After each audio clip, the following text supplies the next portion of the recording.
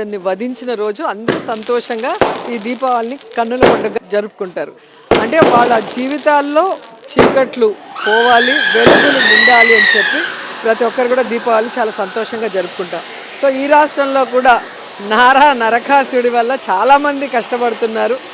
ఆ కష్టాలన్నీ దూరం అవ్వాలి అంటే మళ్ళీ జగనన్న రాజ్యం రావాలి, రాజశేఖర్ రెడ్డి గారి పాలన మళ్ళీ రావాలి. అప్పుడే ప్రజలు సంతోషంగా ప్రతి పండుగను కూడా జరుపుకునే అవకాశం ఉంటుంది.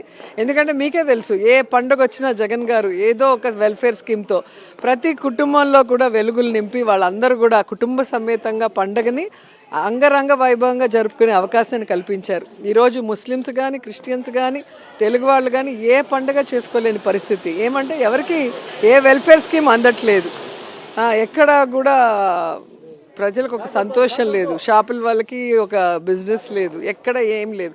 ఓన్లీ తెలుగుదేశంలో కొంతమంది ఈరోజు లూటీ చేసుకుని హైదరాబాద్లో పోయి ఎంజాయ్ చేసుకుంటున్నారు దీపావళి. అది కూడా ఆంధ్రప్రదేశ్లో చేసుకోవట్లేదు, అది సిగ్గుచేటు.